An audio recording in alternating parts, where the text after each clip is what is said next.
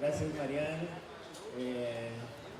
En el mundial no tengo problema, tengo 4 posibilidades, así que alguno puede ser este año. Cuando nos planteamos en la organización el tema de hecho aparece en el programa de ustedes como la agricultura biodinámica en Colombia. Y esto de hecho es un tema futuro. Es el tema que quisiera tratar dentro de 5 años, cuando podamos hablar sobre los proyectos biodinámicos en Colombia. Hemos tenido una historia biodinámica, pero todavía no es lo sólida, lo suficiente. Así que el verdadero título de esta presentación es esa visión particular mía, obvio, desde la experiencia que he tenido en Latinoamérica, pero con todo el corazón para que el movimiento biodinámico en Colombia se consolide. Muchas gracias a Ingo, a Tomás. Nos encontramos en Italia en la reunión de Demeter, me habló y yo inmediatamente dije sí, quiero ir, por supuesto. Con Alex en la India conversamos con Marianne la posibilidad de venir y dar este apoyo, esta fuerza. Gracias Reine, gracias Ingo, Samuel, y gracias al colegio. Realmente recibirnos aquí es una oportunidad muy especial para mí, como colombiano, como quien he trabajado toda la vida con la agricultura biodinámica, el sentir que se está finalmente consolidando esta experiencia.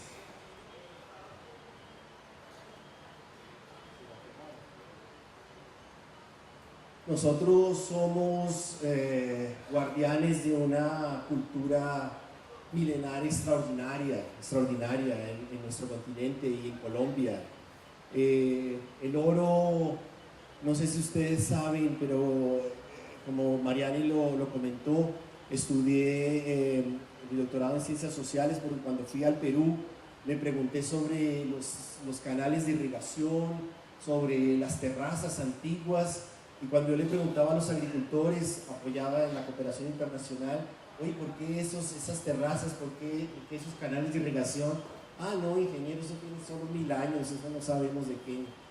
Y me sorprendió que la agronomía nunca miró para eso, la arqueología sí lo hizo. Así que tuve que estudiar para poder entender esa agricultura ancestral americana. Y unas cosas más interesantes cuando uno estudia el oro para los antiguos americanos era la excreta de Dios. Y cuando uno ve el oro en su estado natural, en Lima les recomiendo, hay el Museo de Mineralogía más lindo que se imagina. Para mí tal vez el más lindo de todos. Saben que Perú es una riqueza minera impresionante, más que los que he visto en Frankfurt, en Suiza, en cualquier lugar. Y allí está el oro elemental, y ese oro elemental es como un oro derretido. Y entonces ahí lo pude entender finalmente cuando leía en la bibliografía arqueológica de que el oro es la excreta de los dioses, lo excretado por los dioses. Pero mismo excretado por los dioses era sagrado. Y por eso estas figuras maravillosas, ¿quién de nosotros como niño colombiano no soñó con Guatavita y el dorado? Qué increíble bañarse en oro y echarse en ese lago, y será que es así o no. Todo eso obviamente generó una cosmovisión, y esa cosmovisión, estas ya son fotos más peruanas que colombianas, porque he estado en Corral Ajeno muchos años, pero esa biodiversidad que tenemos de papas, de más de 4500 variedades de papas, algo que la agronomía no consigue explicar, porque esta planta nosotros podemos entender en la diversidad de los cruzamientos genéticos, pero con esa planta acontece algo muy especial. Esta planta es diploide y es hexaploide. Nosotros tenemos de papá y mamá 23 cromosomas. Entonces, dentro de los 23 de cada uno formamos nuestros 46 cromosomas. Somos diploides. Entonces, esta papa, además de tener estos 4 veces y 6 veces, y las características genéticas son enormes. Pero lo curioso es que esta planta no se reproduce por semilla, ella se reproduce vegetativamente. Entonces, hoy la agronomía no consigue entender cómo se logró esa diversidad, cómo se lograron toda esa capacidad extraordinaria, que tenemos una papa para fritar, una para cocinar en 10 minutos, otra en 3 minutos, otra en media hora, una para asar, otra para dejar en la heladera. Es extraordinaria esa capacidad. ¿De dónde viene esa capacidad de esas antiguas culturas trabajar esa diversidad y esa arquitectura, ¿no? Todo eso generó obviamente esa cosmovisión extraordinaria, esa forma de ver el mundo, y eso tiene a ver con nuestra historia y tiene a ver también con nuestro futuro. Ese lugar maravilloso que es Machu Picchu, si algunos de ustedes conocen, es ir allá y sentirlo. Es una cosa que realmente impresiona, esa transformación de la piedra, de la montaña. Esas son las pirámides del Sol y la Luna. Hace poco estuve allí de vuelta. Es impresionante, realmente impresionante. Cuando los europeos llegaron a América, ellos descubrieron el urbanismo, descubrieron las avenidas. ¿Por qué? Porque Europa en esa época, las ciudades eran todas como un caracol, todas en torno del castillo feudal. Quienes hemos visitado esos lugares nos sorprende. Y hoy los franceses se sienten orgullosos de la avenida, de los Campos Elíseos. Pero eso es un movimiento americano, ese manejo del espacio urbanístico. ¿Qué habrá sentido Cortés al entrar en ese espacio? No era así, no era común. Sin embargo, ya era conocimiento propio. No conozco San Agustín en mi próxima avenida, con certeza Colombia no me lo voy a perder. La isla de Pascua en Chile, que también lo conozco, es el único lugar. Siempre hemos tenido la idea de que los recursos se pueden agotar. Inclusive existen esas ideas tontas, sin ninguna base arqueológica, de que los mayas destruyeron su selva y entonces se murieron, se acabaron los mayas. En primer lugar, los mayas no se acabaron, porque los mayas continúan allí aún. Se segregaron como nación, como pueblo, como reino. Eso es una realidad. Pero la realidad total es que ellos no destruyeron su selva, no pudo haber sido. El único caso que se conoce con evidencia arqueológica de que el ser humano agotó sus propios recursos, el ser humano primitivo, es precisamente la isla de Pascua. Y probablemente es porque es un ecosistema extremadamente frágil. Pero siempre los antiguos supieron manejar perfectamente sus ecosistemas. En el estudio que hicimos podemos verificar que la agricultura es multifacética. La agricultura no es una agricultura de un solo aspecto. Esos agricultores antiguos manejaban recursos marinos, manejaban recursos en el valle, en la montaña, manejaban animales, manejaban plantas silvestres, manejaban plantas maderables. La idea que tenemos hoy desde la agronomía de que yo soy un criador de buey o de bueyes o de vaca y no entiendo nada de horticultura es totalmente equivocada.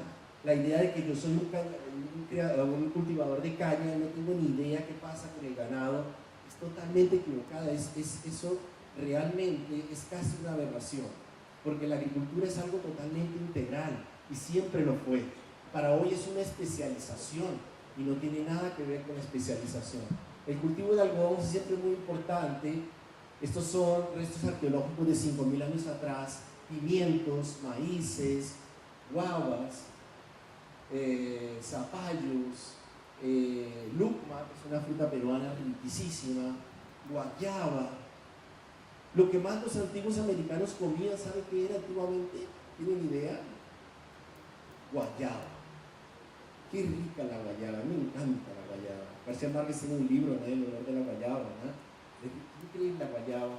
Y la guayaba, un día me sorprendió porque fui al norte del Perú, un proyecto que tenemos, y la institución del Perú que maneja control sanitario, que se llama el SENASA, supongo en Colombia algo semejante como el ICA o algo así, le pide a los agricultores que arranquen y destruyan la guayaba, porque es hospedero de la mosca de la fruta. ¿No? El concepto de planta hospedera es uno de los conceptos más tontos que existe en la agronomía, más tontos que existe. Porque, ¿qué es lo que está diciendo? Que el insecto está allí y como está allí ataca mi cultivo. Eso es totalmente equivocado. El insecto está allí y gracias a que está allí puede ser parasitado, puede ser atacado, puede ser controlado por su controlador natural. Entonces el concepto de planta hospedera solo le sirve a la agricultura química, pero no le sirve a la agricultura ecológica, a la agricultura orgánica. Y eso después lo podemos comprobar y tal vez les voy a hacer un experimento un poquito más adelante en ese sentido. Imagínense destruir nuestra planta alimenticia. Además es muy tonto porque la mosca de la fruta no pega, no agarra la banana. Pero el concepto uno dice, ¿dónde estudiaste agronomía? ¿Qué te pasa? ¿Cómo le puedes pedir a un agricultor que destruya su recurso genético cuando es ancestral? Los maíces eran chiquititos, ¿no? Los maíces eran chiquititos. Una discusión que tenía con mi profesora, con mi orientadora, la doctora Rushade, es que cuando uno calcula la cantidad de maíz por la cantidad de cosas que comemos hoy, no cierran los números. Los antiguos comían poquísimo, porque podemos medir en esos valles desérticos cuánto se puede producir, cuánto se puede transportar, cuánto se puede almacenar. Y no era así. Entonces le digo a mi profesora, aquí significa que ese maíz era power, ese maíz tenía mucho alimento, era poquito pero les funcionaba. No, René, la Organización Mundial de la Salud dice que la persona necesita tanto. Ahora, pero ¿y antes? ¿Qué Organización Mundial de la Salud de antes? Pero doctora, la evidencia muestra que comían solo eso, no lo podían traer, no había avión, no había barco, ¿y dónde lo tenían? Es un desierto cerrado. Bueno, hay que trabajar conceptos. Esos son los algodones de colores antiguos. Tuve la oportunidad de tomar esas semillas arqueológicas, plantarlas, y una semilla de algodón, plantamos muchas semillas, plantamos maíces, zapallos, las guayabas que se encontraba mucho. Solo germinó un algodón de 4.000 años. Y lo tenemos y está ahí, los agricultores hoy lo cultivan. Es un algodón así marrón de fibra muy corta, gracias a Dios, porque no sirve para la industria, solo sirve para la manualidad. Entonces ellos hacen unos palitos cruzados con lanas, tipo con la lana del algodón así, y eso es una cosa que se descubrió allí, y lo llamamos ojos de Dios o algo así, unos palitos cruzados, no sé si alguna vez han visto. En el año 85 en Colombia tuvimos una catástrofe terrible, y ustedes se pueden recordar, bueno, los más jóvenes tal vez no, pero yo me acuerdo perfectamente el desastre en Armero. Ese volcán increíble lanzó fuego y se cargó la ciudad por delante. Wow. Y en Perú algo parecido también en Huaraz. Y fue muy impactante. Los que tenemos un poquito de memoria de eso, los que acompañábamos eso, ¿no? No sé si conocen una música de Piero sobre Armero. ¿Conocen esa música? A Colombia se la dedica, ¿no? Y le pregunta a los sabios y a los anunciantes, ¿por qué no avisaron? ¿Qué les pasó? Si ustedes conocen los vientos, ¿qué les pasó? ¿Por qué no dijeron nada? ¿no? Es muy bella esta música, ¿no? Búsquenla. ¿Por qué es importante esto para nosotros? Porque este personaje que viene en la esquina derecha se llama Helmut Koller, y Helmut fue en esa época austriaco, colombiano. Él trabajaba por una organización que se llama SOS Aldea de Niños, una organización que, bueno, adoptaba familias, ayudaba, seguramente usted la conoce, todavía existe aquí en Colombia. Entonces Helmut tenía un problema. En Armero llegaron todas las ONGs y todas las cruces rojas del mundo, y todos querían, y después llegaron a adoptar niños, y a los adolescentes nadie los quería. No, eso es un problema, es comprarse un problema. Entonces Helmut decidió allí hacer en Guayabal una granja agroecológica, y ahí es donde se une mi historia, porque yo me había ido de Colombia a estudiar agronomía, y Helmut me contacta y me dice: René, necesitamos hacer una granja biodinámica. Y yo dije: estoy comenzando, yo todavía tengo que aprender, mi sueño en verdad es irme a Alemania. Y Helmut me dice: venga, me da un curso aquí en Armero gratis y yo le pago el pasaje a Alemania. Hecho pues. Y así lo hicimos, y esa granja funcionó un tiempo y fue un primer impulso de agricultura biodinámica en el año 86. ¿De dónde surge esa agricultura biodinámica? Rudolf Steiner, él tuvo la oportunidad increíble de estudiar la obra científica de ese poeta alemán que se llamaba Wolfgang Goethe. Y Goethe es muy famoso porque escribió el Fausto y escribió el joven Werner, que uno lee en el bachillerato, todavía en mi época se leía, no sé, ahora pasa en el celular nomás. El caso es que era un poeta muy importante, siempre lo fue, y para muchos todavía es simplemente un poeta, pero en el fondo él fue un gran científico. El tipo era un botánico, un zoólogo. Él descubrió cosas, inclusive gracias a él Darwin pudo llegar a sus conclusiones evolutivas. Y Goethe dejó una literatura increíble, porque en esa época los mecenas, la gente que tenía dinero, en Weimar, en una ciudad en Alemania, ellos como que abrigaban a esos artistas, músicos, científicos, eran sus patrocinadores. Y Steiner, cuando termina su universidad, él habla con su profesor y dice: necesitamos un tipo bueno, pero bueno para que organice todo ese archivo increíble. Y el tipo se va. Y el tipo descubre una forma de ver el mundo diferente, una forma de ver la naturaleza diferente. En esa época imperaba la concepción newtoniana, cartesiana, y Steiner dijo: no, pero este tipo tiene una forma de ver diferente. Y él no ve la consecuencia en el proceso, sino que ve el resultado. El resultado es lo menos esperado por él, y es el proceso lo que importa. Entonces, mientras Newton se le cae la zanahoria, la manzana en la cabeza, estoy pensando en la zanahoria de Rey. No se la comió, yo creo que Newton se le cayó y se la comió. Pero después pensó, eso fue interesante. Él intenta evidenciar y genera una teoría matemática que después termina por descubrir realmente la fórmula de la gravitación. Y Goethe propone la observación como método científico y el análisis, sin importar cuál es el resultado, porque es en el aprendizaje que él descubre ese resultado. Entonces es una forma muy libre de ver la ciencia, sin preconcepto. Es muy especial. Vamos a regresar sobre eso. Y Rudolf Steiner, este fue el primero goetheano que era una escultura hecha en madera. Digo una escultura, pero era en verdad, era un edificio, pero era todo hecho con un arte impresionante. Esa foto ya no es real, así. Y un día se quemó.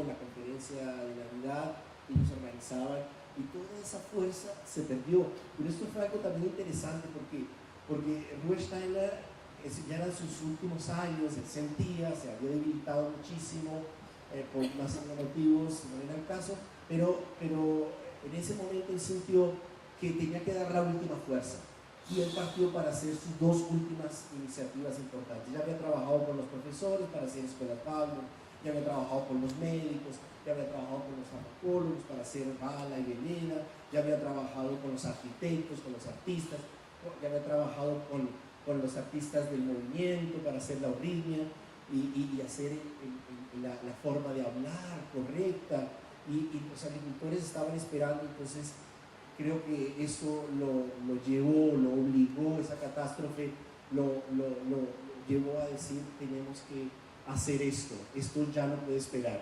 Esa es su penúltima contribución, y su última es la de la terapia social para niños especiales. Ese es el edificio que es en concreto, que fue construido exactamente encima de él. Goethe aborda esta planta que él la llama como la planta primordial, la planta en la cual esta planta describe todas sus características, porque Goethe no comprendía la genética, todavía Mendel no pasaba a sus datos. Entonces Goethe sabe que la planta tiene características, pero que revela algunos, pero que él en su interior, la planta en su interior, tiene algo que la hace manifestar de esta o de aquella forma, pero que ella tiene como potencial. Entonces él hace este dibujo y esta planta increíble, y esta planta tiene raíz pivotante, raíz fasciolada, hojas divididas, hojas compuestas, tiene flores hermafroditas, tiene andromonoicas, ginoicas, tiene todo. Porque para él esta planta tiene todo el potencial allí latente. Es interesante porque cuando nosotros pensamos, por ejemplo, como agricultores, De hecho, nuestro éxito como agricultor solo es si esa planta se manifiesta como es. Y vamos al encuentro de esa expresión. O sea, por ejemplo, cuando un maestro tiene un alumno, el maestro no tiene ninguna, no debería, muchos lo piensan, pero no debería llenarle de conocimientos al niño y hablar, explicarle, no, sino debería intentar descubrir cuáles realmente sus potencialidades, qué es lo que él tiene. Y entonces, en ese sentido, él dice, qué chico inteligente, interesante, cómo es un chico social, cómo es un chico que le interesa la historia, yo le voy a dar este texto. Y entonces genera en él un proceso de crecimiento a partir de sus posibilidades, y tal vez este chico sea un historiador, porque fue estimulado a eso. Por eso estos colegios le hablamos de que es una educación para el ser humano libre, porque él es llevado a partir de su propio esfuerzo y libertad, y sus maestros lo conducen, lo guían. Cuando nosotros transportamos eso a la agricultura, nosotros tenemos que pensar y sentir que en el fondo, cuando tenemos una planta de banano, que es aquella planta de banano, somos exitosos. Y si esa planta de banano le da cigatoca y le da todos los problemas que nos imaginamos, estamos equivocados. Alguna cosa estamos haciendo equivocado. Ella, planta de banano, no se expresa como debería expresarse. Esa es la imagen arquetípica de Rudolf Steiner de la planta, y ahí nos vemos con respecto a dónde nace esa agricultura biodinámica en 1924. Nosotros tenemos esa dinamización, ya vamos a ver, y surge por iniciativa de los propios agricultores que le piden a Steiner: las semillas y los suelos han perdido su fertilidad, ayúdenos en ese sentido. ¿Yo estoy pasando? ¿Tú estás pasando?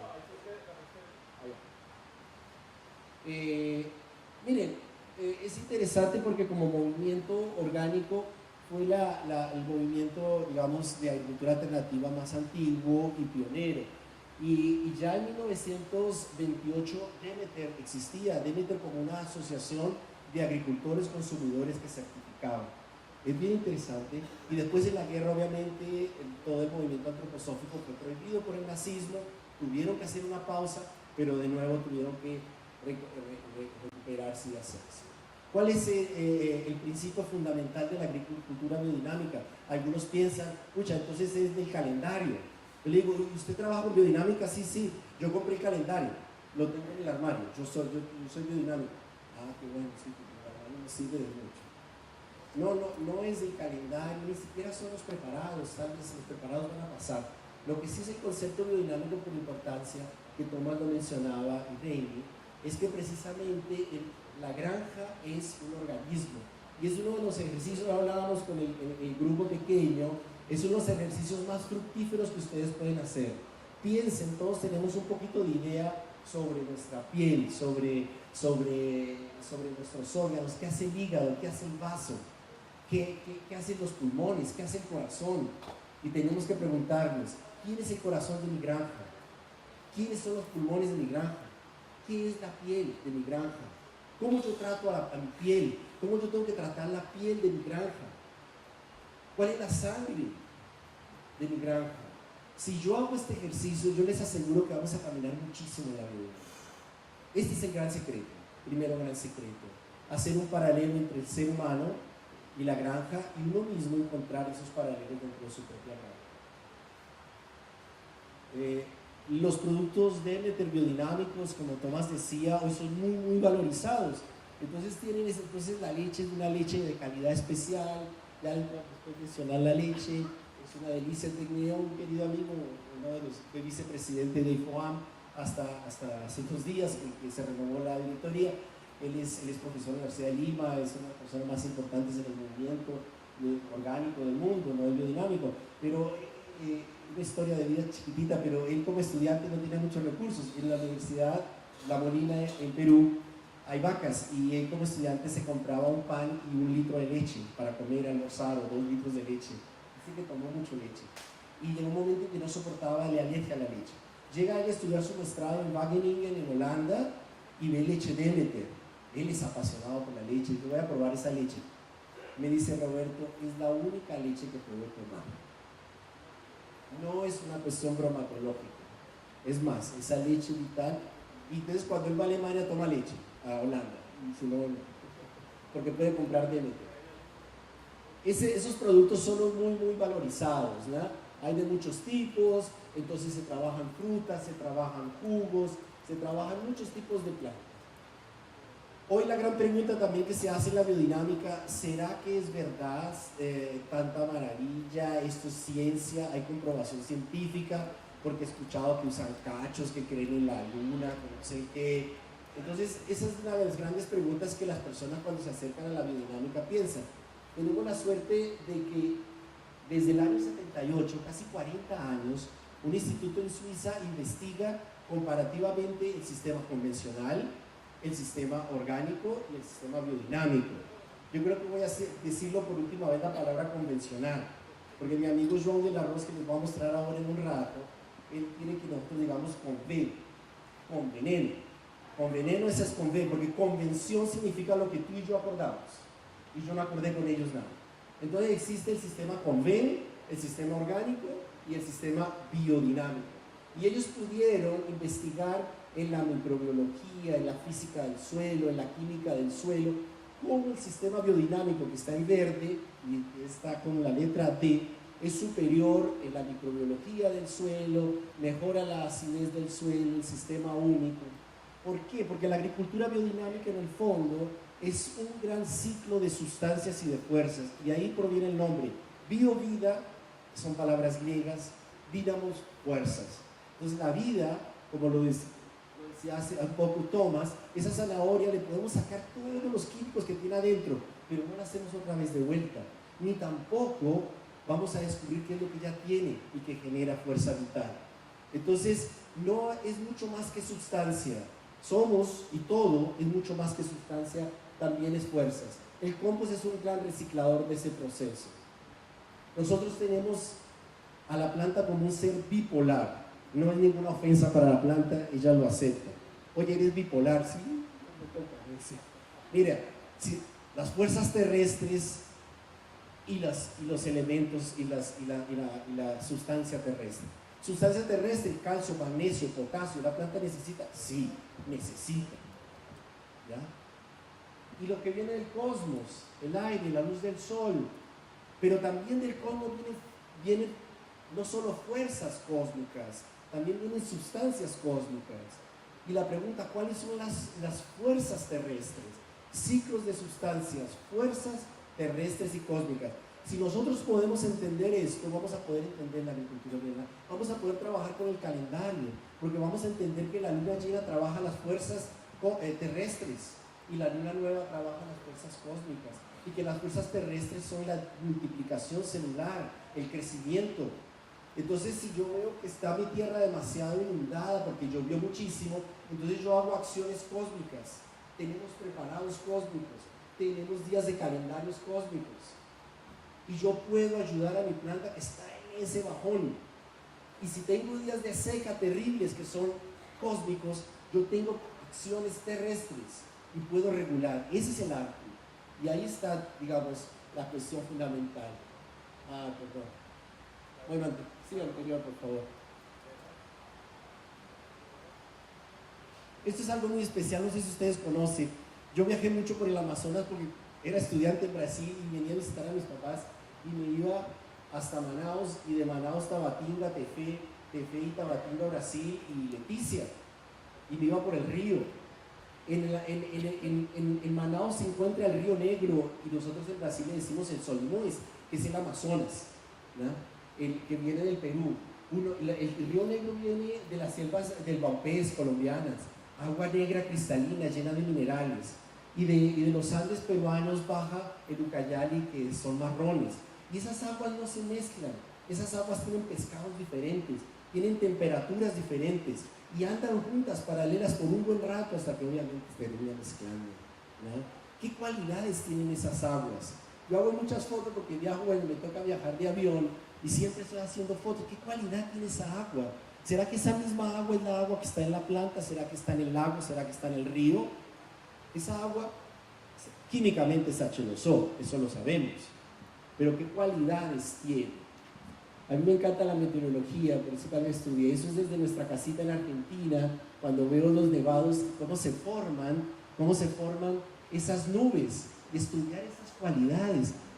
Así, es la observación no solo astronómica, sino atmosférica, la que podemos evidenciar cómo se van formando estas cualidades diferentes, ¿no? Tenemos que entender que tenemos varios tipos de fertilización, porque es básico que tenemos que tener una fertilización mineral, no en el sentido que le echemos minerales a las plantas, urea o algo así, no, tenemos que tener una base mineral, y necesitamos esos minerales porque el calcio es un mineral terrestre, el fósforo es un mineral terrestre, y si nuestra génesis de suelo lo necesita, tenemos que entender qué se hace y que nos constituye nuestra estructura física.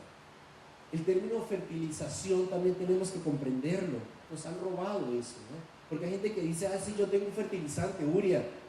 La urea no es fertilizante, la urea es un abono. Si yo voy a un banco y digo, señor, le tengo ¿cómo se dice? Una cuenta de ahorros, quiero hacer un abono, ¿cierto? Quiero meter plata en mi cuenta de ahorros. Yo sumo nitrógeno con la urea, sí, en el sistema, después se pierde, pero eso es un abono, pero fertilizante la urea no es. Si alguien quiere ver una maldad, échele un poco de urea a una lombriz, lo mata. Entonces, nos han robado la palabra fertilizante, pero la palabra fertilizante es nuestra. Obviamente eso se hace con intención. Nosotros también tenemos que pensar que no solo necesitamos esos elementos minerales básicos, sino que necesitamos el aspecto vegetal, todos los residuos, y ahí entramos en otro tipo de abonamiento. Y también lo que contribuyen los animales, no solo por las estiércol, sino esta cualidad. Ese abono producido por los animales tiene una cualidad especial. Vamos a hablar un poquito de eso más adelante. Y después, obviamente, algo que nutre la individualidad agrícola que Tomás nos contaba. ¿Qué es lo que nutre? Son los preparados biodinámicos. Entonces son formas de fertilización diferentes a las cuales apuntamos. Yo tengo que hacer mención nuevamente de este personaje tan especial que se llamaba Mijael Balser. Él estuvo en Colombia, él fue casado con una colombiana, caleña inclusive, estuvimos aquí alguna vez, estuvimos en Perú, estuvimos en Argentina, estuvimos en Brasil, y este fue un hombre increíble, así maravilloso, tenía un laboratorio de análisis de suelos, pero no un laboratorio cualquiera. Él recibía estos análisis de suelo y él quería saber después cómo era ese suelo, porque un laboratorio hoy tú le mandas a la Universidad de Valle, mira, analíceme tal, y le muestran una cantidad de elementos químicos, reagentes y lo que funciona, y yo conozco análisis de suelo iguales y de fertilidad totalmente diferentes, porque hay más aire, porque hay menos aire, porque hay menos compactación. Entonces el análisis de suelo es solo una parte, y mientras uno no considera el aspecto biológico, frito, es la mitad del camino. Que crea que puede hacer agronomía con análisis de suelo está en la mitad de la agronomía. Tiene que considerar la condición biológica del suelo. Entonces el doctor Balser fue el único que consideraba ese aspecto, por eso lo conocí. Y además de eso, él hacía algo especial. Sus vacaciones, ¿sabe qué era? Visitar los lugares de donde le habían llegado los análisis de suelo. Por eso él llegó, ¿no? Porque no le servía él tener esa imagen en el laboratorio. Él tenía que ir allá para ver cómo realmente era ese suelo. Y lo que él pensó en Alemania, en su laboratorio, lo podía vivenciar ahí. Él murió ya hace algunos años, pero nos dio una tremenda contribución. Y nosotros usamos ese sistema para analizar nuestros suelos fenomenológicamente. Estos con agricultores del Perú, de lo que allá sería como la Federación Peruana de Agricultores. Y trabajamos con ellos y no se necesita, puede ser un analfabeto, no necesitas ser ingeniero ni nada. Tienes que medir la cantidad de humus, tienes que sentirla, tienes que evidenciar qué microbiología y tienes que dibujarla. Y año tras año la vuelves a dibujar y vas viendo las modificaciones. Y si tu capa, tu horizonte A, si tu capa de humus aumenta, estás en el buen camino. Y si tu capa de horizonte disminuye, estás en el mal camino. Y tú mismo lo puedes constatar. Y es muy exacto, y mucho más exacto que mandar. Yo no digo que no manden a la Universidad del Valle, se nos van a quejar los colegas, pero es más exacto que un laboratorio porque es exactamente puntual. Ahora, curioso que nuestros agricultores en Perú, me acuerdo uno que me dice, ingeniero, pero estoy sorprendido, ¿por qué? Nunca nos dijeron que había que ver el suelo. Yo le digo, pero por supuesto, si el suelo es la base, ¿no? Por supuesto que es la base, pero nunca nos dijeron que teníamos que hacer un hueco y ver qué es lo que pasa abajo. Y si tú tienes una capa de impedimento, y si no, Oye, no, sí, es verdad. La gente no sabe lo que tiene debajo de sus cultivos. Y es fundamental eso. Nosotros tenemos que ver el suelo, tenemos que estudiar, y en la viticultura lo hacemos muchísimo. Observamos el suelo, lo olemos, lo percibimos, lo dibujamos. Miren qué interesante, inclusive en algunos momentos ponemos vidrios y en esos vidrios podemos ver cómo las raíces de la uva brotan, y en ese momento sabemos que es el momento exacto de aplicar preparado. Porque esto solo lo voy a soltar sin explicarlo mucho, me perdonan, porque la cabeza de la planta, el pensar de la planta está en la raíz. Entonces digo, ajá, es el momento, y así podemos saber que esa uva es. Estos personajes nos ayudaron muchísimo. Claude Bourguignon, él es uno de los mayores especialistas en microbiología del suelo en Francia, también tiene un laboratorio, ella es enóloga, y ella quería saber qué tiene que ver el tipo de suelo con la calidad del vino, cómo se relacionan estas cosas. Nosotros sabemos un término muy común en la viticultura que se llama terroir, que es como el gusto de la tierra. Los franceses hablan de esta palabra, pero claro, no es que el vino sabía tierra, sino que ese lugarcito le da un saborcito al vino, el terroir. Entonces, ¿qué significa eso? Significa pero no solo el suelo, el clima, la declividad, el subsuelo, ese año. Hoy inclusive los franceses consideran que el agricultor es parte del terroir, es parte de a qué sabe, y eso después se transportó un poquitito al café, hoy se transporta al cacao, y el sentido de la calidad va a ser ese, con certeza. Entonces ellos investigaron increíblemente toda la microbiología del suelo, y le comenzaron a llegar resultados, y comenzaron a ver, pero qué suelos tan buenos, ¿qué pasa aquí? ¿De dónde es eso? Fincas biodinámicas. ¡Wow! ¿Y qué pasó? Ellos no son biodinámicos, ahora se convirtieron más a la biodinámica, pero ¿por la evidencia los llevó? Y ella misma más difícil que él, ella era mucho más difícil. No, yo soy científica, me dijo, yo quiero ver la evidencia, pero después de tantos años hemos visto extraordinariamente cómo esa mineralización por las bacterias, por los organismos del suelo y por la amplificación de los hongos caracteriza todas esas unidades. Mire qué interesante, esas fotos de su propio libro que se llama El campo, la tierra y los suelos, y ahí interesante, pásala por favor, si no ahí, y vas pasando todos, mira, todos estos bichos están afuera, adentro, lombrices, todo esto constituye el suelo que cuando se hacen los venenos se rompen, se destruye. Aquí para un ratito. Mira que es interesante, él pudo evidenciar una cosa muy obvia, y es de que las raíces de las plantas en los sistemas convencionales son chicas, en los orgánicos son un poco mayores, y los biodinámicos son muy extensas estas raíces, y lo pude evidenciar para uva.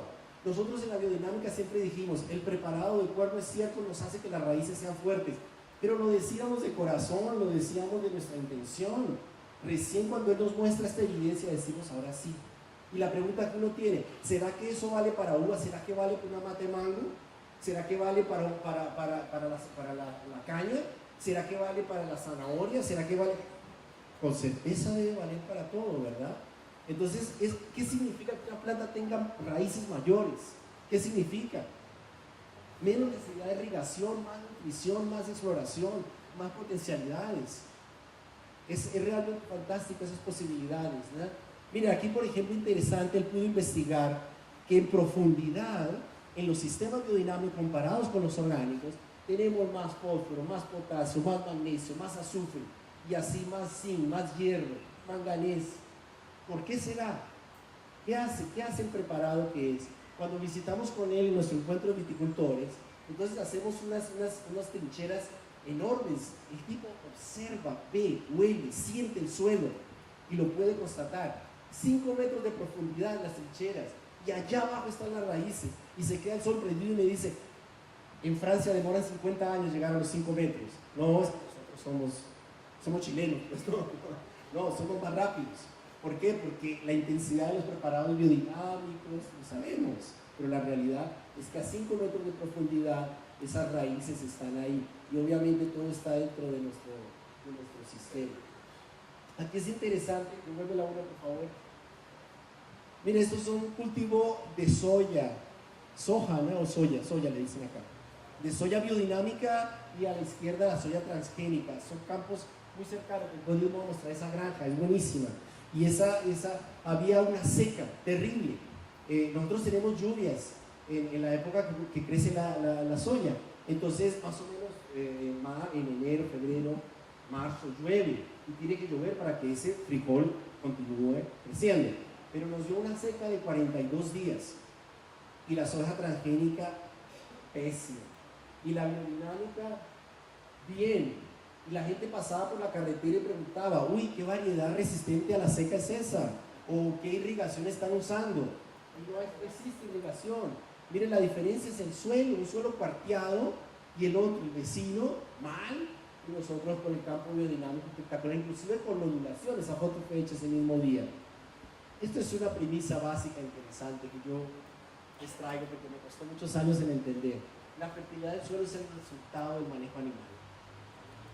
Es el animal el que construye el suelo.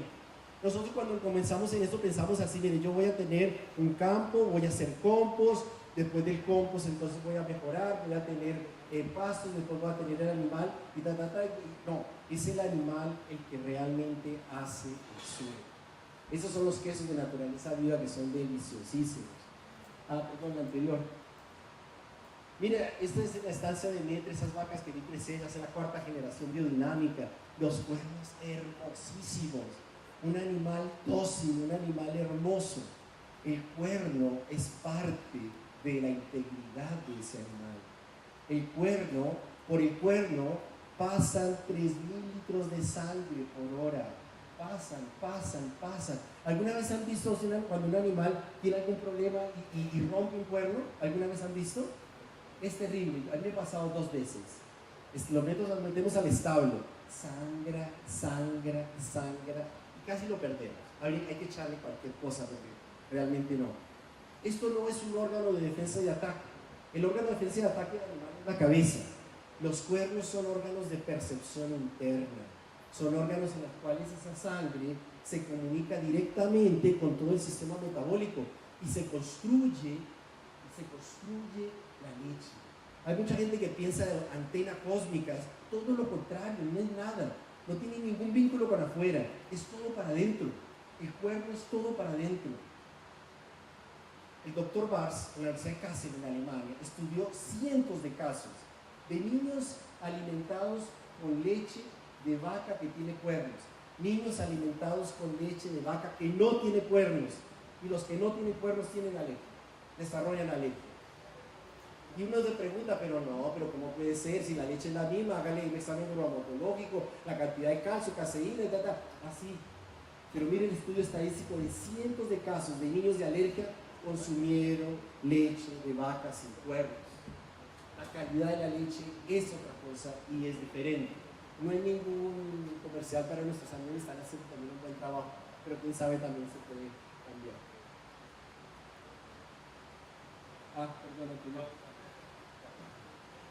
Mire, la vaca, estas nuestras vacas en Brasil, esa vaca, ese amor por ese becerro, esa cualidad de ese becerro, ¿será que la vaca, el sentimiento, ¿han visto ese sentimiento alguna vez?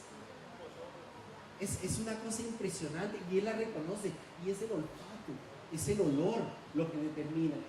Uno puede creer que es importante la vaca porque da leche, uno puede creer que es importante porque da carne, o da becerros, o porque da cuero, o para nosotros lo dinámico porque tiene cachos. El verdadero valor de la vaca es este material que lo ven ahí. Ese es el verdadero valor de la vaca. De hecho, debería seleccionarse vacas por kilos de estiércol año. Entonces uno tiene que decir con el otro biodinámico, la mía produce 5.000 kilos, 800. No, la mía 6.000. De ahí es el orgullo, pues. Porque en el fondo, ¿qué significa eso? Transformar celulose en un material biodegradable que enriquece los microorganismos, pero lo principal, cargado de esa belleza y de ese sentimiento, de esa cualidad. No es solo materia orgánica, no es solo nitrógeno, potasio, fósforo, es cargado de eso, y eso se transforma, y toda esa vida del suelo se transforma, y ahí tenemos el compost. Hay mucha gente que dice, no necesitamos compost porque nosotros vivimos en el trópico, o tal cosa. Yo les aseguro, es un tema que nos comprarán así, el compost es un arte, el compost hay que estudiarlo. Nosotros, ustedes saben que existe el enólogo, que es el maestro que hace el vino. y existe en Alemania el maestro panadero, y existe el maestro quesero. Nosotros tenemos que tener maestro compostero. El maestro compostero es el tipo que tiene que saber y sentir el compost. Yo le echo más agua, no le echo menos agua, no, aquí por acá, aquí. Es un arte, el compost realmente es un arte impresionante y tenemos que entender cada una de esas fases. Se acidifica, después se neutraliza, después se torna básico, después otra vez regresa a neutralidad. Están primero las bacterias que generan el calor, después los hongos, después los actinomicetos, después los artrópodos, después los colémbolos, de toda una sucesión ecológica extraordinaria. Y control. Y el control se debe hacer. Hay mucha gente que el compost lo voltea porque se me quema. ¿Ya escucharon esa? ¿Será que el compost se quema? ¿Se quema por el calor? ¿A qué temperatura llega el compost? 80 raro, puede llegar a 72, 74 grados. Pregunta, ¿la materia orgánica se quema a 74 grados? ¿Alguien vio materia orgánica quemando a 74 grados?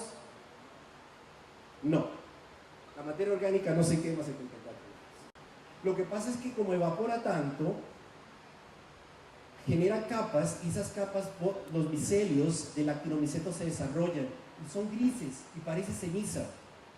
La materia orgánica no se quema y después genera anaerobiosis abajo.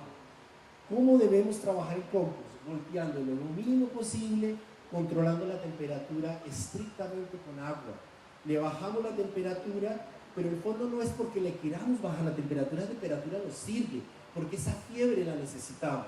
Lo que no podemos permitirnos es que se nos deshidrate. Entonces nosotros sustituimos. ¿Cuánta agua le ponemos? Toda la que se quiera tomar.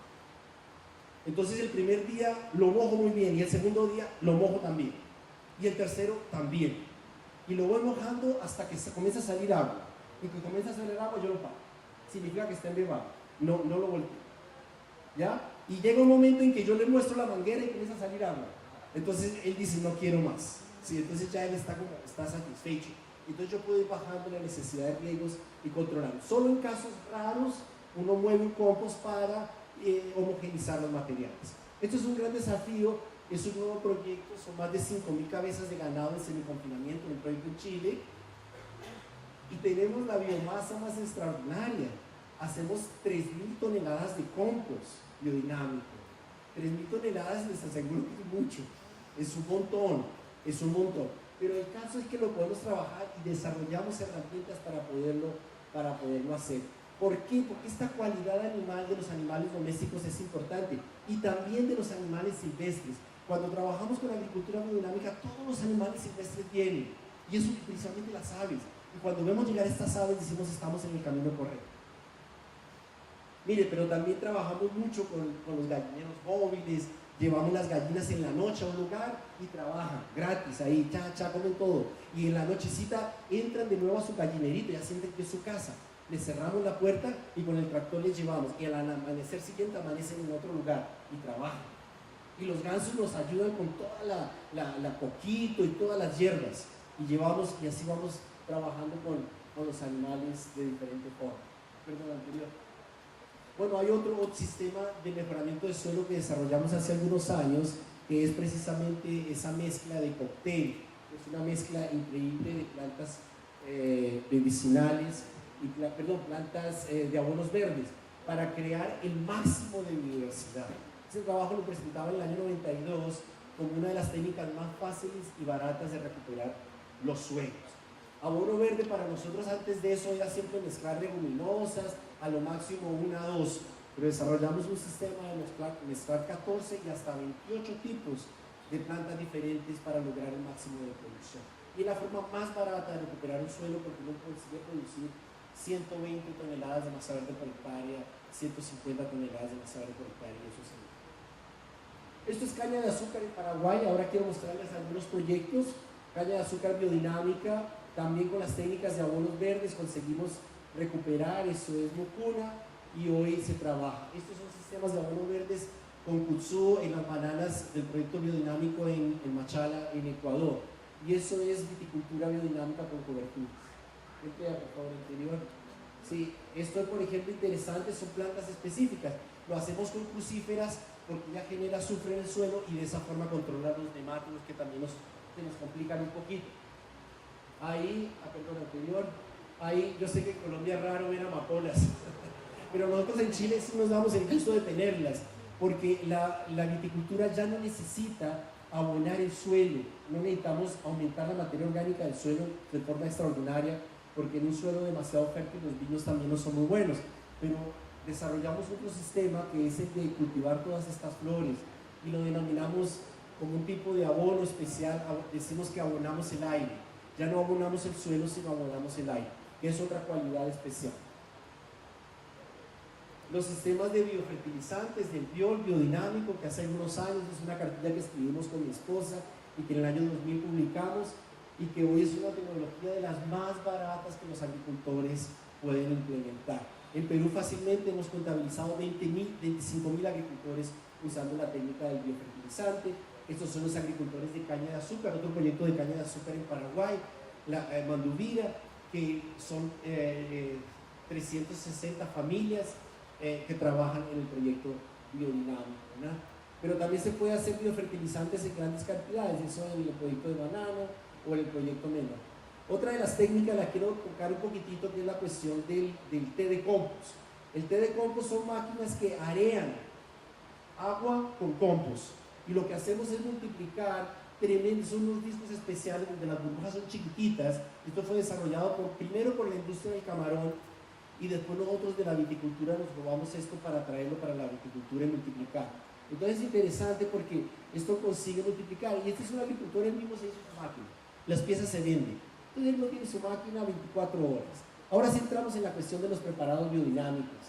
Mira, una cosa muy interesante es que esos preparados desarrollan unos hongos encima. Ahora, una cosa súper curiosa, al comienzo cuando hicimos esos preparados hace 30 años atrás no desarrollaban hongos, y de más o menos unos 20 años para 18 años para acá los preparados tienen hongos, y cuando aparecen hongos significa que el preparado es bueno. Y esos hongos aparecen en todos los suelos, en todos los climas. Entonces tenemos que preguntarnos qué es el hongo, qué tipo de ser es el hongo, ese tipo de hongo. De hecho hemos comenzado una investigación para hacerlo. Mire, en Chile no hay muchos cuernos, entonces usamos los cascos de la vaca. También se puede usar esa indicación de Rudolf Steiner. Entonces donamos 5.000, 6.000 cascos de vaca, y fue muy interesante también eso en ese sentido. Y arriba son los agricultores del proyecto de banano, orgullosos de sus propios cuernos, como corresponde a cualquier biodinámico, sincerarse de esa forma. Pero interesante que cuando uno plantea estas cosas, hay mucha más dificultad en plantearlos a mis colegas de la maestría, porque intelectualmente dicen, no, pero cacho, no, imposible, no, pero no. Cuando uno llega a un agricultor y le dice, mira, hay que hacer esto con esto, es cierto, pero cacho, hay que enterrarlo, hay que sacarlo, y lo ve y funciona, la agricultura, es pragmática. Si funciona, funciona y punto. Es el ingenierito que tiene que estudiar y entender y cuál es dame tu análisis estadístico. Pero el agricultor no. Y al principio lo ven rarísimo. Lo ven una cosa así, pero que raro. Y después súper común. Súper común. Llega a ser bien interesante. Este es el preparado de cuarzo, de sílice, más de 60 cuernos. Dos preparados ahí simples. Ponme la anterior, por favor, se me pasó. Este es el preparado diente de león. Es la flor más fácil del mundo que hay. Esta flor existe en todos los climas, en todos los países, en todo lugar del mundo. Ese órgano que se usa para la biodinámica se llama el mesenterio. Es como una tela que recubre los órganos metabólicos. En la vaca es lo único que se bota, creo. Es lo único que se bota, porque en la vaca se usa todo. Pero ese mesenterio, cuando tiene mucha grasa, se hace seco y si no se bota. Es el órgano más fácil, es el planta más fácil y es el preparado que menos tenemos. ¿Y por qué? Porque hay que levantarse todos los días, esperar que la flor abra entre las 9 y las 11 de la mañana, en un día soleado, abrirla, secarla, y voltearla y secarla. Y cuando uno lo hace eso 1500 veces, contó un poco así. Entonces el problema del preparado no es el preparado, no es que, ay, que es de Alemania, que esos son alemanes, que esta cosa difícil, no, es la fuerza de voluntad. Es la fuerza de voluntad. Mire, este preparado sí es difícil porque esta planta que se llama valeriana, que a veces uno puede comprar en la casa naturalista, pero le venden la raíz, porque de la valeriana se hizo un medicamento que se llama Valium. originalmente, el espersor es sintético, por supuesto, que sirve para acalmar. No es que genera sueño, sino que acalma el individuo y por eso obviamente toma el sueño. Esa planta necesita condiciones especiales, pero se puede perfectamente tener amigos.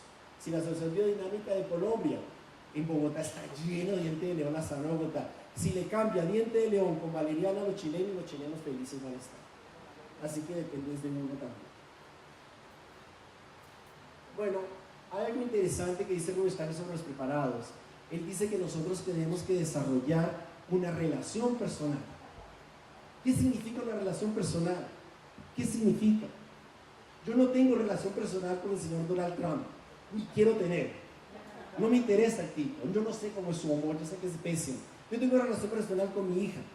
Si mi hija llega del colegio, ahora ya se graduó, gracias a Dios, llega al colegio y agarra su mochila y la lanza en la sala, yo digo, ¿qué pasó, hijita? ¿Qué pasó? Nada.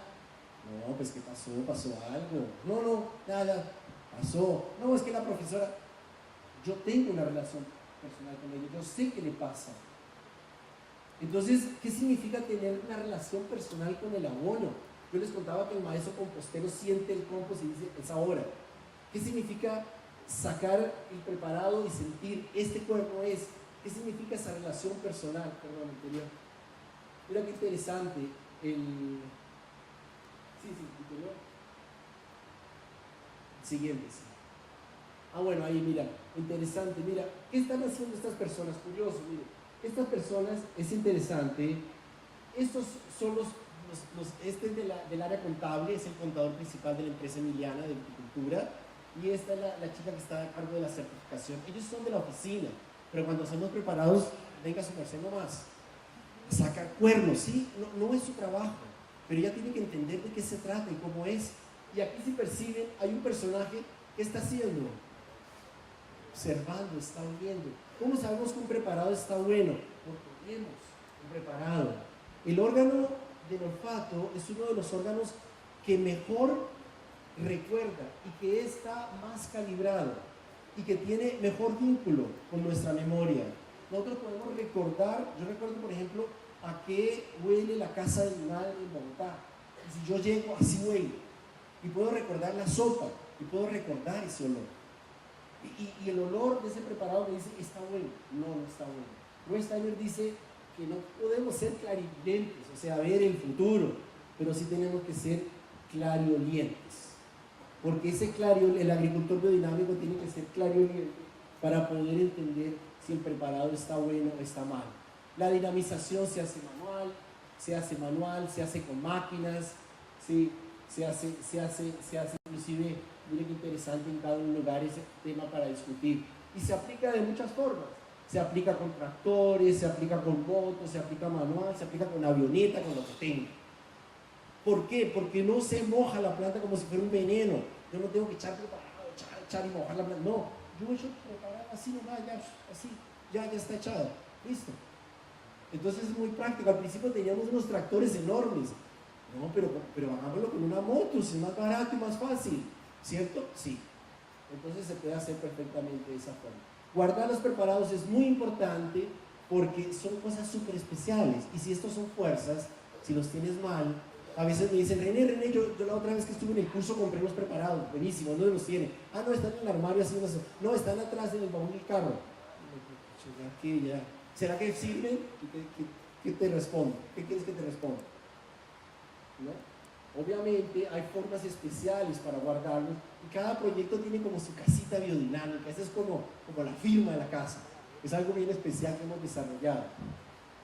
Hacemos el preparado de Flaven, que es un preparado que desarrolló la profesora María Thun, y al principio cuando lo aprendí en Alemania lo hacíamos con pala en el mismo hueco y dolía la espalda, pero aprendí así. Y un día estaba yo en un proyecto y le dije, René, pero si eso es como mover cemento, ¿por qué no lo hacemos aquí en el cemento? Ay, pero por supuesto, ¿cierto? Y lo comenzamos a mover con pala.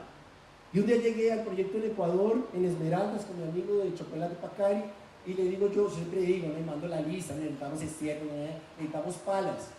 Y me traen unas palas que hacían así solas, así, hacían las palas. Eso no son palas. No, pero es lo que hay. Teníamos botas y comenzamos a pisar el flagello con las botas. Es forma de dinamizar. Y un día a los brasileños les digo, oye, y nosotros hicimos con los pies. Ah, no, descalzo, zapata pelada, claro. Y si es estiércol limpio. El estiércol es mucho más limpio que muchas cosas, ustedes se imaginan. Y ahí están las chicas, las bellas gracias, pisando el estiércol biodinámico. Mira, esta es otra técnica interesante, se llama pasta biodinámica, que es una mezcla de varios tipos de productos y esto ayuda tremendamente a los árboles. Se mezcla manualmente. Esto es una historia interesante. Esto es en Patagonia, Argentina, nuestro proyecto de manzana y pera. Cuando llegan los colonos, plantan los primeros. En la uva hay una gran diferencia con la viticultura. Cuando uno tiene uvas viejas, es un milagro, porque de las uvas más viejas se hacen los mejores vinos, pero con la fruta no es así. ¿Por qué? Porque primero el mercado va cambiando. Ah, esa variedad ya no quiero, le dicen los supermercados en Europa, entonces tienes que tener variedades nuevas. Y otra cosa que es grave es que la uva cada vez produce más arriba, más arriba, más arriba, las frutas, las peras cada vez más arriba, y va muriendo el árbol. Estos árboles tienen 90 años, y mi amigo me dice, hay que arrancarlos. No, pero espérese, no es que no es mi decisión, René, la decisión es del contable, yo no tengo nada que decir en eso, pero espérate, no puede ser. Le dice, no, porque ahora, arrancarlo tampoco no es fácil. Arrancas, tienes que tratar el suelo 5 años antes y después comienzas a producir. Esto, el contable lo estudia.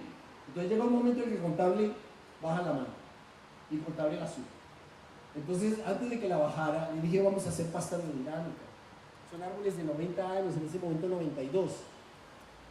Y le aplicamos su pasta biodinámica y comenzó a brotar abajo. Comenzó a brotar abajo las plantas de 90 años y comenzaron a formar ramas nuevas. Y mi amigo, absolutamente incrédulo que su árbol que plantó su abuelo ahora está produciendo nuevamente peras biodinámicas. Y entonces, ¿es posible? Sí, es posible. Y nos quedamos nosotros mismos sorprendidos de la capacidad de vitalidad. ¿Y qué piensan los agricultores? ¿Se quedan así? Pues.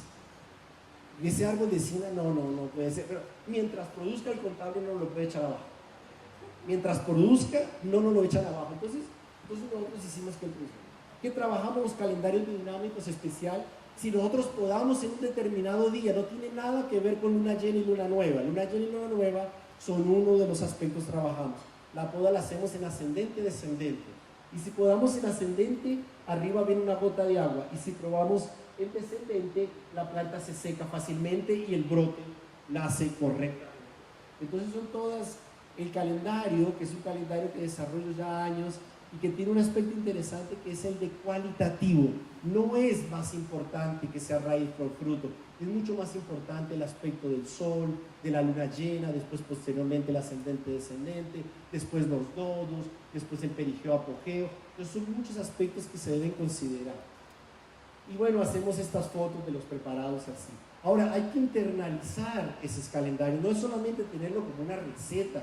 Miren que yo lo hago tantos años, pero no sirve que la gente lo tenga una receta, sino la gente tiene que vivenciar. Aquí les muestro algunos proyectos interesantes. Emiliana, desde el año 2000 biodinámico, y es muy interesante el proyecto porque cada vez más y más podemos trabajar en los procesos de compostaje, de desarrollo, de control, y tenemos que estudiar con la gente. El proyecto biodinámico necesita que la gente estudie la biodinámica. No es una técnica, no es que llego yo como... Es interesante mi trabajo a veces porque cuando llego a veces en un proyecto, yo no llego para decirle qué es lo que tiene que hacer. Yo llego y me dicen así, René, ¿quiere ver algo? ¿Qué? Mira cómo es. Hicimos esto, ¿cómo le parece? Ah, bueno, está bonito, sí, va a funcionar. Entonces, esa iniciativa propia de trabajar comienza a ser tremendamente interesante. Son operarios de una gran vinícola y diseñan los sellos planetarios que desarrolló Rudolf Steiner. Entonces ellos pueden ver toda esa percepción de la metamorfosis que allí está, y hacemos georritmia, y estudiamos y manejamos. Este es Viña Coile, es uno de los proyectos más lindos, hoy tal vez el mejor proyecto biodinámico de viticultura en Latinoamérica, produce unos vinos extraordinarios. ¿Pero por qué? Porque este personaje, que es mi amigo, el Cristóbal Andurraga, él trabaja con su gente, él es enólogo y agrónomo, y cuando llegamos allá, la gente es feliz haciendo preparado biodinámico con nosotros, y hacemos un asado, y brindamos, y es la fiesta de los preparados que habla Rudolf Steiner. Y cuando yo me voy me dicen así, ingeniero René, ¿cuándo regresa? Y yo creo que es porque me quieren, ¿no? Porque están pensando cuándo va a haber el próximo asado. Que yo regrese. No, viene por usted, no, sé que es por el asado. Pero es impresionante cómo realmente se puede hacer. Dijimos, en cuanto más prepara la agricultura biodinámica para tener Demeter, hay que aplicar una vez el preparado de cuerno con estiércol, una vez el preparado de sílice con estiércol y una vez el preparado de flan. Y si cumple el resto de las normas, ya estamos hechos. Una vez al año, para una planta anual. Pero nosotros sabemos que si aplicamos 3 veces es mejor, que si aplicamos 6 veces es mejor, y si aplicamos 12 veces es mejor. Entonces dijimos, vamos a aplicar 12 veces. Entonces enterramos 2.500 cuernos. ¿Es posible? Claro que es posible. 2.500 cuernos se pueden enterrar. Y en total en los proyectos enterramos más o menos 30.000 cuernos de vaca, todos los años. Y esos 30.000 cuernos, este es un proyecto muy lindo, se llama Mateti. Ellos tienen la área de arándano biodinámico más grande del mundo, son 42 hectáreas y ahora vamos para el doble. Vamos para 90 hectáreas de arándano biodinámico, una parte en túneles, otra parte afuera. Esta es otra viña que se llama Ostfeld, también producimos 2.000 cuernos de preparado 500. Esto es en el sur de Chile, en la Patagonia. Estas frutitas muy ricas en antioxidantes del bosque chileno no se podían producir con la química, eran cosechas silvestres. Entonces el MIA, que es la institución de agronomía de Chile, dijo, no, déjenla, fácil. Entonces las puso en línea, las sacó del bosque y las puso en línea. ¿Y qué se le echa a la planta para que crezca? Urea, entonces le echaron urea. Y las plantas no producían nada, crecían lindas, pero no producían nada. Oiga, ¿y qué hacemos, René? Me dijeron. Y yo dije, si hay algún sistema que al mismo tiempo es natural y al mismo tiempo respeta a la planta, pero es agronómico, es la biodinámica. Y lo hicieron. Y con sistema biodinámico hoy producen esos berries especial que tenemos en Chile. Un proyecto de aguacates biodinámicos en Chile con las paltas más ricas del mundo. Entonces imagina, esta es la cooperativa La Vecina y esto es en Río Grande del Sur. Pequeños agricultores de la red de Ecovida, es una cartilla que hicimos para ellos, es muy importante para ellos ese material biográfico. Entonces, cómo se hace el preparado, cuándo se hace, cuándo se aplica, cómo se está, y todo lo que podemos desarrollar. Está en portugués, está en línea, si tienen la baja, pero bueno, está en portugués. Esto es la finca de café Nequemite, en México, un proyecto también muy especial con algo que se llama Key Line, no sé si conocen, que son líneas, que no son líneas de curva de nivel, sino son líneas levemente en el cual conducen el agua sin generar erosión. Café biodinámico Demeter también. Y estas son las bananas de Biotrópica en República Dominicana, un país que adoro. Y esta es la agricultura biodinámica del Perú, que tuvimos a Christoph Zuckerberg, el director de Demeter Internacional, visitándonos, haciendo talleres con los agricultores. Y esto es en Perú, un proyecto nuevo. En Perú, por 20 años solo tuvimos un proyecto de café. Y en estos últimos años ahora tenemos 14 proyectos nuevos biodinámicos, 15 proyectos. Y esto es castaña. No sé si conocen este árbol, la castaña en la selva. Es un árbol divino, precioso, enorme, 40 metros de alto. Es una cosa, y es prohibido cortarlo, pero cortar alrededor no es prohibido. Entonces cortan todo y el árbol se mueve, solo en el paso, ¿no? Pero nosotros hemos trabajado con estos agricultores y ahora tenemos un proyecto biodinámico de castaña ahí en Madre de Dios, una zona destruida por la minería ilegal en el Perú, pero ahora renaciendo. Y es un proyecto increíble, los agricultores orgullosísimos del biofertilizante que en esa época cosechamos. Y este es el café de Dagoberto Marín, selva central peruana.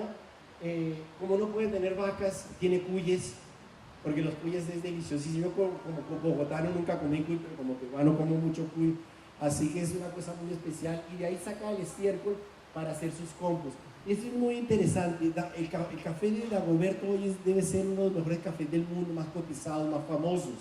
Ahora, eso no es lo importante, y él lo sabe, y él quiere que no sea así. Cuando vamos a sus cursos, nos sentamos en la mesa y podemos contar 42 alimentos de su granja. Ahí, todo, lechuga, remolachas, tomates, y tiene carne de cuy, tiene huevo de pato, y tiene o sea, en verdad él es un caficultor, pero no, él es un agricultor de alimentos sanos, y de hecho todavía en la bioferia. Su hijo es un especialista en café, hacemos degustaciones, en Alemania se vende como ese café Montenhagen, que es muy importante. Proyecto de banano en Machala, Ecuador, los compost, tenemos estos chivos no son chivos, perdón, son ovejas lanadas, ¿no? Son ovejas de pelo, porque las cabras son muy dañinas, pero la oveja es más controladita. Y hacemos biofertilizantes. El proyecto de manzana, mi amigo Kelly, frente a su manzana, como preguntándose cómo va a ser el próximo año. Estaban otoñando y él se prepara. Bruce Stanley nos dice una cosa bien bonita, especial. Dice que el agricultor biodinámico tiene que aprender a meditar, tiene que aprender a pensar, y para nosotros en el trópico es tan difícil.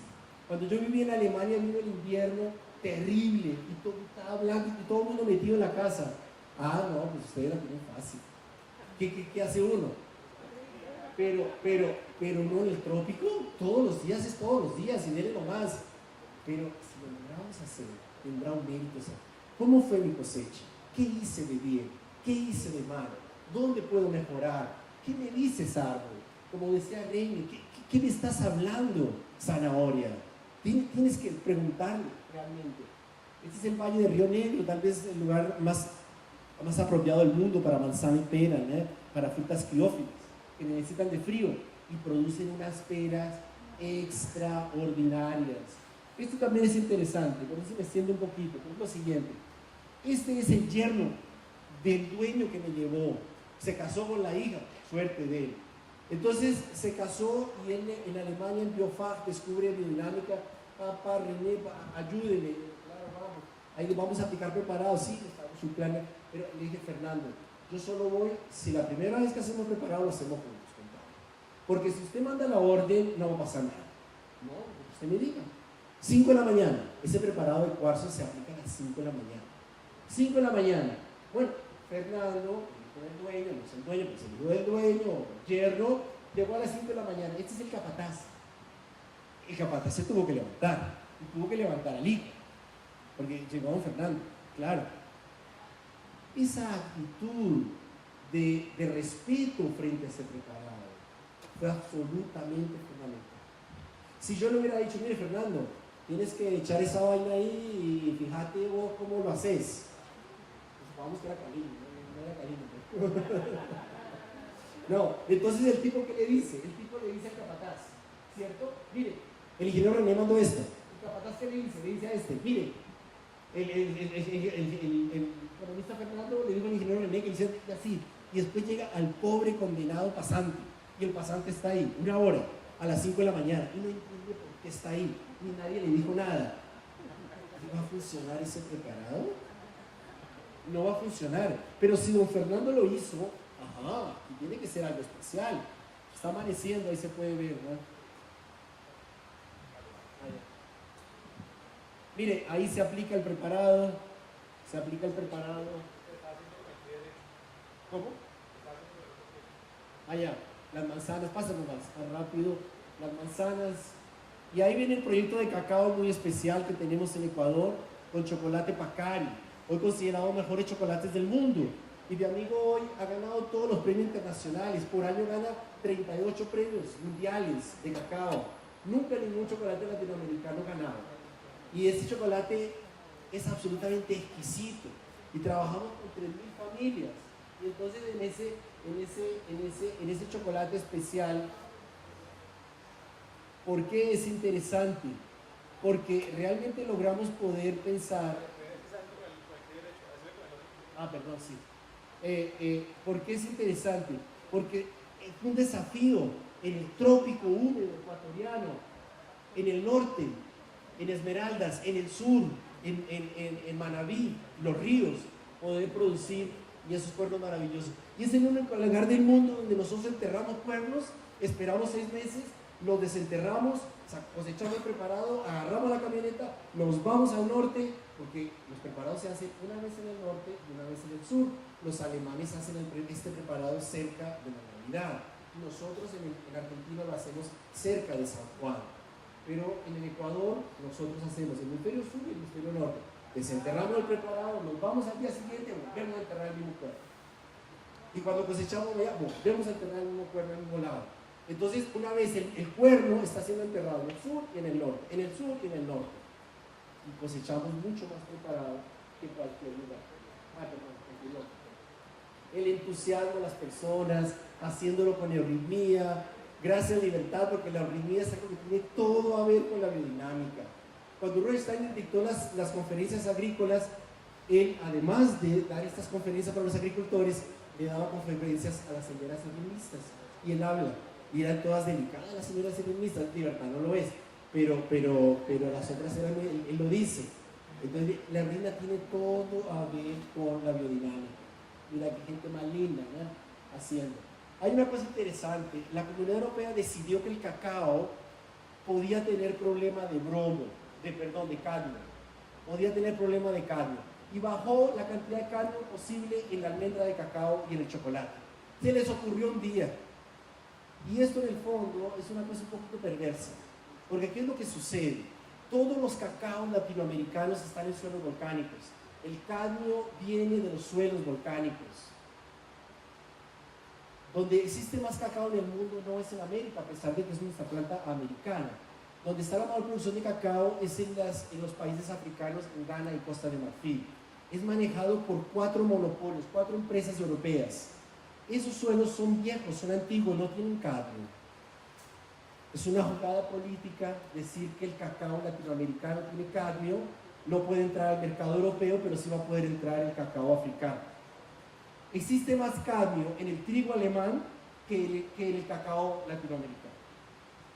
De todas maneras, las leyes son las leyes, las normas son las normas y tenemos que adaptarnos. Entonces se han hecho mapas con la cooperación internacional belga, alemana, donde hay cadmio, donde no hay cadmio, y de ahí se cosecha y de ahí no. Pero eso también significa que estamos condenando a ese agricultor. Ese agricultor le dice, te fregaste, no te compro. Pero por favor, no te compro.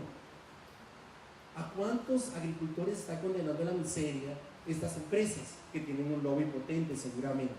Bueno, es una cosa insoluble, la agricultura convencional no tiene nada que hacer. Hemos investigado los porcentajes de nitrógeno, manganeso, zinc, que tiene a ver cantidad de materia orgánica, pero descubrimos una cosa interesante. Como ellos hicieron estos estudios, pudimos verificar, y como tenemos cacautales orgánicos y biodinámicos, nos tomamos el trabajo de comparar los orgánicos y biodinámicos, y los biodinámicos, los que aplicaron preparados, tienen menos cadmio. ¿Cómo? No sabemos. Ahora estamos volviendo a hacer la investigación, intensificando, pero en Alemania se han dado esos procesos. Este es el arroz biodinámico en Brasil, en Portland. Esto es en la Demetria, en Brasil, otra finca biodinámica en la cual viví y trabajé muchos años. Esto es realmente muy especial, ahí tenemos nuestro curso de formación. Estos son proyectos de jengibre y cúrcuma que tenemos en Perú. Hoy tenemos 4 nuevos proyectos. Están locos los alemanes por cúrcuma y jengibre de calidad biodinámica. Este es un proyecto en Iquitos, en el río Amazonas. Me volví a reencontrar con mi río. Impresionante esa selva. ¿Han estado una vez en la selva amazónica? En la selva amazónica es increíble. Esa selva es una cosa increíble. Esa selva, ¿sabe qué? Esa selva tiene la sensación que uno tiene es, ¿quién creó esto? Dios. ¿Y sabe qué? Y sin embargo, hay antropólogos que dicen que la selva amazónica fue creada por el ser humano. Y las tierras negras así lo comprueban. Es algo que tenemos que estudiar, es todavía una teoría antropológica. Nosotros tenemos este proyecto de quinoa en Ayacucho, en las montañas peruanas, biodinámico con los agricultores. Mira qué lindo flade, y mira qué torta de flade. Perfecto, por eso María tú le dice un flan, pero solo después de dinamizarlo así se logra de esa forma. Mira qué interesante, banano en Piura, y esto en República Dominicana, de nuevo un país que quiero tanto, el proyecto de café con la gente tan hermosa, cantando en criolé, haitianos por supuesto, son los trabajadores, pero también tenemos un proyecto de banano que ha incorporado muchos aspectos, por ejemplo energía solar dentro del proyecto. Y como tenemos que hacer muchos biofertilizantes, hacemos tanques enormes de biofertilizante y aplicamos con avión para poderlo trabajar. Y por último, una experiencia muy querida de esta pareja linda, se llama Remo y Hermina Bélica, y ellos fueron perseguidos políticos en la dictadura, tuvieron que huir. Tiene una historia bellísima, un libro bellísimo, secuestraron a su hija, después la recuperaron. Es una historia increíble. Y él en el exilio conoció lo orgánico, regresa y me encuentra. Digo, Remo, hagamos biodinámica. Y tenemos en una granja bellísima, con un hato de vacas, porque acaso nadie entiende, hato de vacas. Miren los cuernos, los animales preciosos allí trabajando. Los cuernos no tienen nada que ver con el peligro del animal. La docilidad tiene a ver con cómo se trata y cómo se alimenta el animal. El traslado de la leche es muy especial, sin dar golpes, todo se procesa, se hacen biofertilizantes, se hacen los preparados biodinámicos, se hace la dinamización, se aplica abonos verdes, girasol, frutas. Es una granja muy completa, muy especial. Control biológico, toda la fruta se procesa. Los chanchos, devuélvenla por favor. Los chanchos pastorean. ¿Ya vieron algo más horrible que ser condenado a vivir en sus propias heces? ¿Puede haber algo más estúpido humano que eso? ¿A quién se le ocurre crear un chancho en una chanchería? ¿A quién se le ocurre? Es un animal bello, es un animal inteligentísimo. Le ponemos un alambre eléctrico, limpio. Aunque dicen que chancho limpio nunca engorda, esto sí engorda. Ruth Steiner dice que son seres angelicales. Yo creo que el jamón es angelical. No sé si por ahí lo tomó la salchicha que se convierte en el tallo.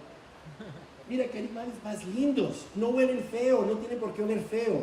No son toscos, no son brutos, son muy inteligentes. Son de los más inteligentes que hay. Se les deja una poza de agua porque ustedes saben que ellos no sudan, ellos no tienen glándulas sudoríparas, entonces tienen que regular su temperatura con el barro. Por eso chancho es chancho, pues le gusta, pero no sucio, es otra cosa, barro es barro. ¿Ya?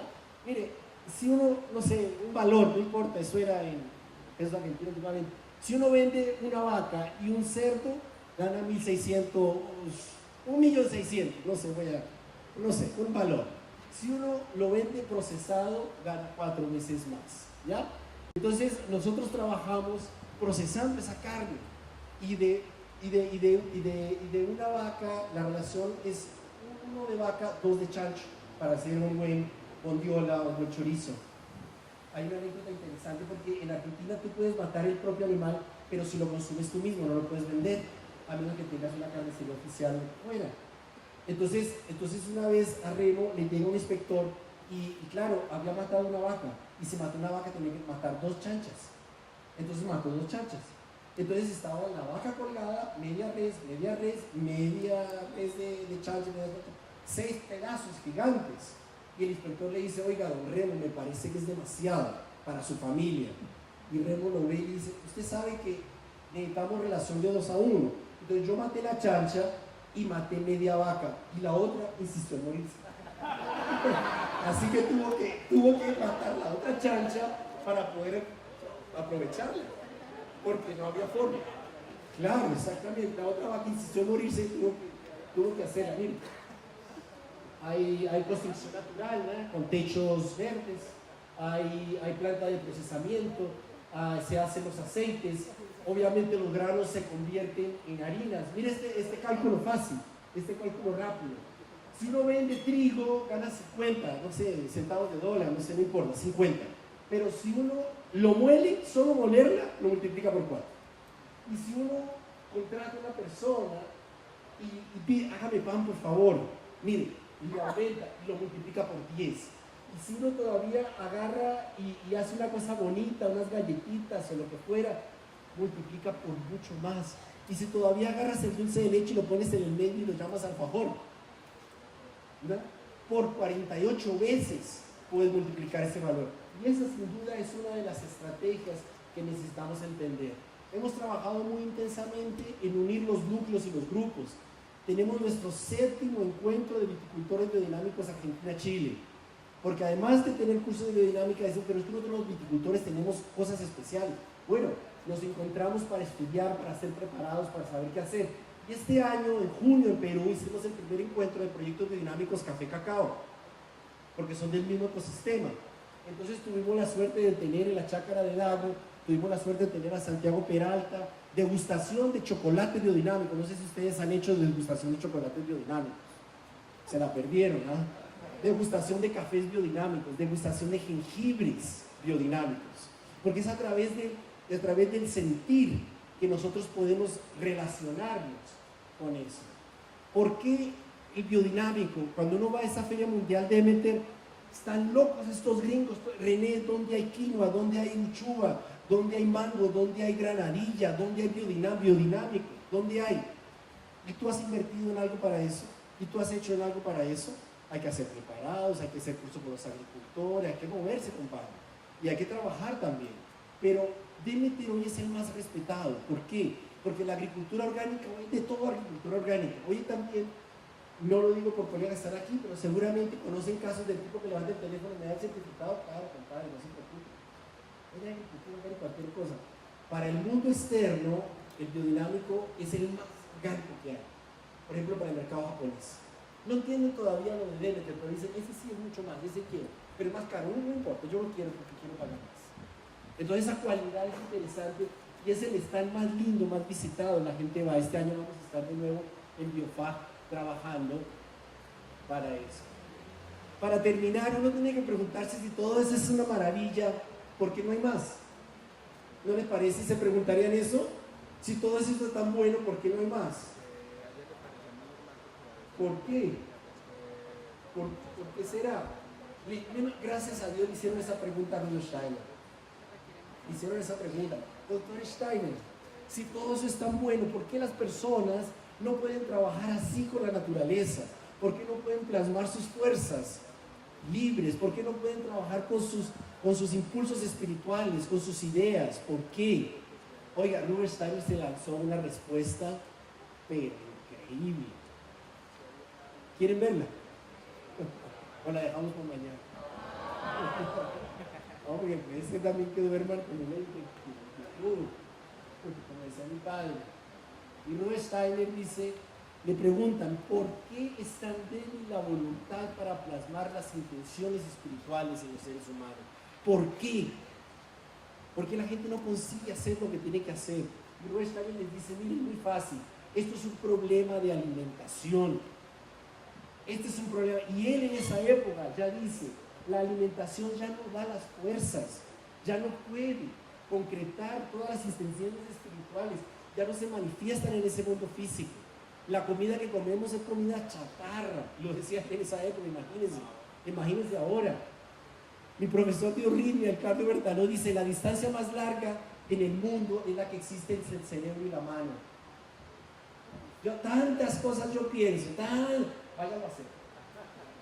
Es la distancia más larga del mundo, porque nos falta fuerzas de voluntad. ¿Y de dónde vienen las fuerzas de voluntad? Del alimento. Las fuerzas de voluntad vienen del alimento. Las fuerzas para hacer las cosas vienen del alimento. Y él lo dice, incluso que las plantas alimenticias ya no tienen las fuerzas que las personas necesitan. Uno de los libros que me impactó cuando era adolescente, no sé ustedes, bueno, ya era más grandecito, fue ese libro de Eduardo Galeano, un hombre que admiro profundamente por su posición política, por su claridad de pensamiento, por su amor al fútbol, un tipo creíble. Y este tipo me escribe ahí, yo lo tengo subrayado este libro, porque me abrió tantos ojos este libro, uno es muy burgués, ¿no? Así de inicio, y el tipo escribe, en la alquimia colonial y neocolonial, el oro se transfigura en chatarra. El oro, esa excreta de los dioses que eran dioses físicos, se convirtieron en anillos, pulseras, en chatarra. El oro del oro se transfiguró en chatarra y los alimentos se convirtieron en veneno. Y yo comencé a estudiar agronomía y no entendía, ¿cómo así? Los alimentos se convirtieron en veneno. ¿De dónde Eduardo Galeano saca eso? Rudolf Steiner hizo una conferencia sobre alimentación y en algún momento cuando termina él dice algo así como: el ser humano puede alimentarse de modo que aniquile su independencia interior y se convierta en manifestación de lo que come. Si come chatarra, eres una chatarra. Pero puede aspirar a ser libre e independiente, de modo que lo que coma no le impida ser lo que pueda llegar a ser.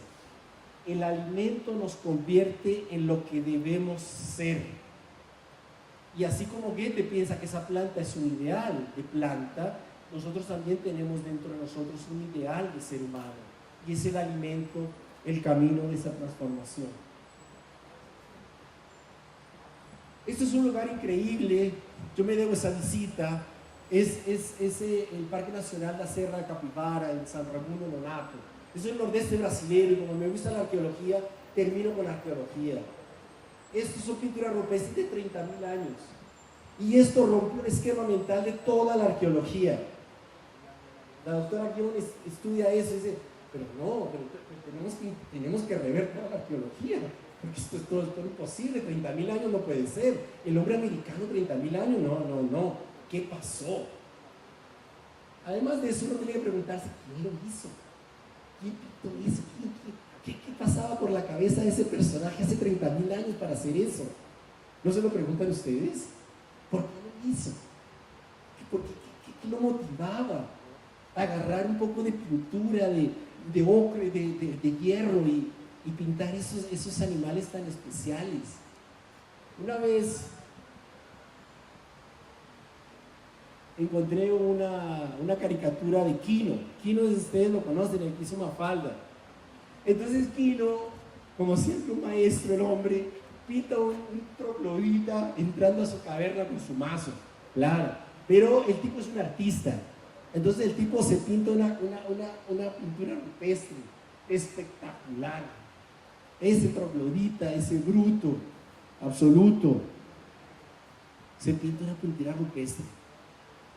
Y ahí Quino, para terminar la caricatura, dice así: la mujer le grita al tipo, ¿no?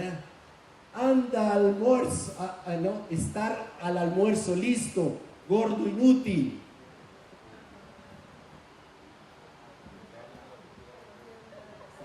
Él hacía algo para la posteridad, y para ella era un gordo inútil.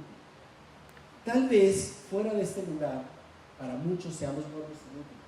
Hay muchos un poco más gordos últimamente que antes, pero tal vez seamos gordos. ¿Para qué te vas a echar combos? Es más fácil la uria. ¿Para qué? ¿Para qué te pones a manejar las plagas? Echa un veneno y resuelve. No seas inútil, haga las cosas. Sos un gordo inútil. Nos dicen gordos inútiles, tal vez. Pero tal vez lo que hagamos ahora no sea para nosotros, sino para los que vengan después. Tal vez hoy seamos considerados gordos inútiles, pero tal vez para los que vengan después, lo que hagamos ahora con conciencia sea considerado realmente hacia el futuro. Así que mis mejores deseos realmente en la que se consolide este encuentro, para que realmente nuestros esfuerzos perseveren y vengan al encuentro del futuro. Bueno, muchas gracias.